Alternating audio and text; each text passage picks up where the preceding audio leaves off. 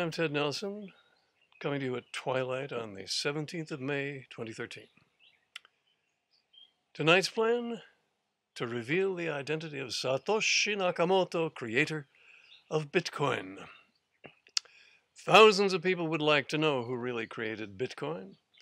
Bitcoin is a non-centralized system of people's digital money and the system of software that carries it out, created by a person or persons unknown. Now, most people call Bitcoin a virtual currency, but I call it electronic gold. Like gold, Bitcoin has no central authority. Like gold, anyone can recognize it and test it. Like gold, anyone can mine it if they have the resources. Like gold, there will always be a limited supply, and thus its value will increase. And like gold, Bitcoin is brilliant.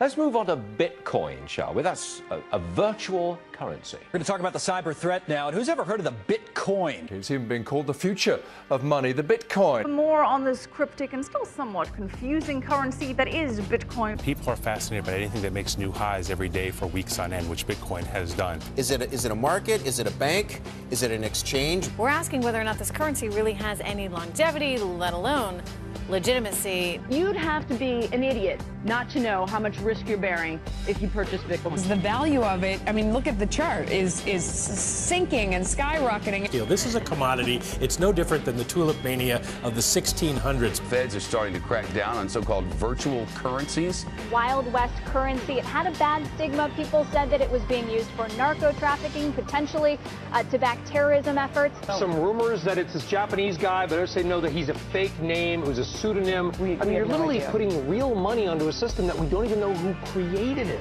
Is this legitimate in your view? It is legitimate, and it is a fascinating experiment. It's an interesting brainchild, though. It really is, for people who around the world who are upset with fiat currency. What about Silk Road and the Drug Association? What about HSBC? Billions of dollars of money laundering right there. Yeah. The current scandal with co-op.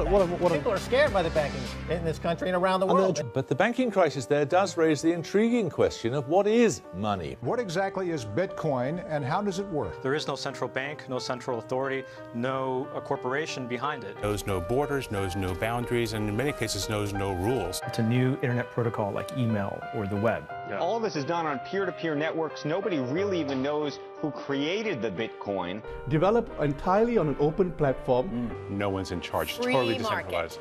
Okay, Free market. so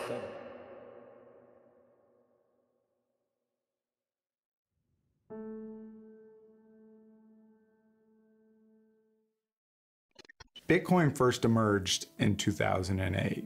The initial paper and software came from someone going by the name of Satoshi Nakamoto. And the idea behind this system was that it would be a financial network outside the control of government, outside the control of banks, and it would do this by creating this sort of network, much like the internet, that was run by the people actually using the currency. In 2011, a series of booms and busts overtook Bitcoin and brought it into the public consciousness. Like any utopian technology, Bitcoin has really run up against the outer limits of what it's trying to do as it has spread around the world.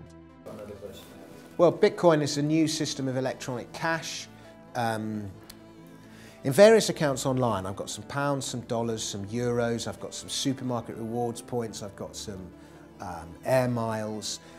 These are all forms of digital money in the sense that they're tokens that can be redeemed for some kind of good or service. Obviously the pounds and the dollars are more widely used than the air miles are.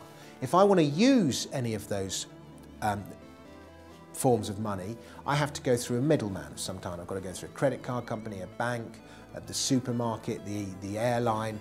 And the other thing to point out, they're all digital. None of them exist in the physical world, in the real world. Now, if you contrast that with cash, I've got about a pound in my pocket, I can hand you a pound coin. That transaction is a cash transaction. It involves nobody else, no middleman. And for years, computer coders had been trying to find a way of replicating that cash transaction digitally. And they couldn't do it. And the problem was, digital cash is a form of digital code. If I want to send you any form of digital code, whether it's an email, some text, a picture, some cash, you can take that digital code and you can cut and paste it and send it to 1, 10, 50, 100, a million different people if you want. If you can do that with money, the money's useless. It's the problem, what's known as the problem of double spending. And this problem of double spending had confounded coders for years and years and years, and nobody could find a way around it. People have been trying to crack it since the 80s. Nobody could find a way around it without using a middleman of some kind, at which point it is no longer cash. So much so that by mid-2000s, mid-noughties, people had just given up. They just said it was impossible to do. And the breakthrough of Bitcoin was that it found a way of doing this. And that is what is so exciting about it. And the way that it found of doing this was an enormous database. But instead of this database being stored by one company or one thing, the database is in fact shared across the Bitcoin network, across any computers that are using Bitcoin. And when a transaction takes place, if I send you some digital codes, some Bitcoins, that transaction is logged on the database. And it only becomes final once it's called time-stamped on this database. And all the computers on the network verify that this transaction has occurred. And once the network has verified that this transaction has occurred, that transaction is final. And this was, and it sounds quite simple when you say it like this. This database, this enormous database, is called the blockchain, by the way. And it sounds quite simple when you say it, but in fact, it was a huge breakthrough. And if I look at Bitcoin now, obviously there was a huge mania about Bitcoin in 2011, and now we're in the kind of post-mania doldrums. And Bitcoin is trading at about $200, $250, something like that. And would I go out and buy a load of Bitcoins and speculate in Bitcoins? Probably not.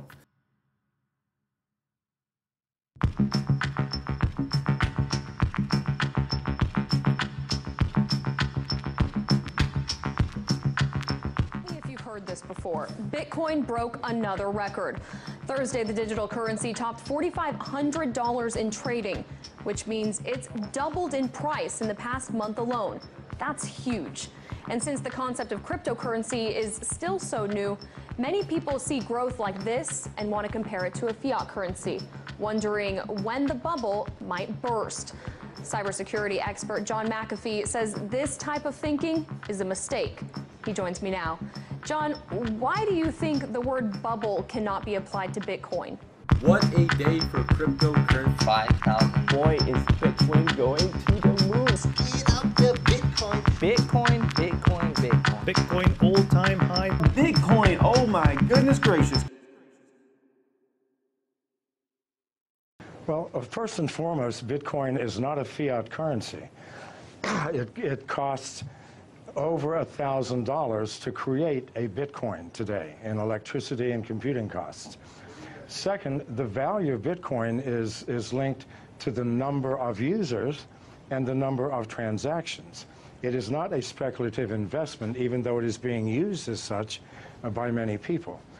As the Bitcoin network grows, the value of Bitcoin grows. As people move into Bitcoin for payments and receipts, they stop using US dollars, euros, Chinese yuan, which in the long term devalues these currencies. So what you're seeing is more of a currency devaluation than a bubble in Bitcoin.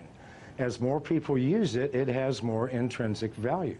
And again, the cost of producing a Bitcoin increases with the value of the Bitcoin. So this is not something that we're pulling out of thin air. This is something that's created with massive amounts of electricity and computing power. Well, someone who disagrees with you on the term of bubble when it comes to Bitcoin is Mark Cuban. Back in June, he tweeted, "I think it's a bubble. I just don't know when or how much it corrects." When everyone is bragging about how easy they're making money, that equals a bubble. Now, when he tweeted that, Bitcoin dipped in price. How can one person's random Twitter thread have that effect on the price? And what does it say about Bitcoin's stability? Well, it says nothing about Bitcoin stability. After it dropped $500, it's now at 44. So these temporary fluctuations are meaningless, created by speculators, people who do not understand the fundamental technology of the blockchain. Those who do know that in the long term, these fluctuations will make no difference. The more people who use Bitcoin, the more valuable it will become. This is the only metric we can use.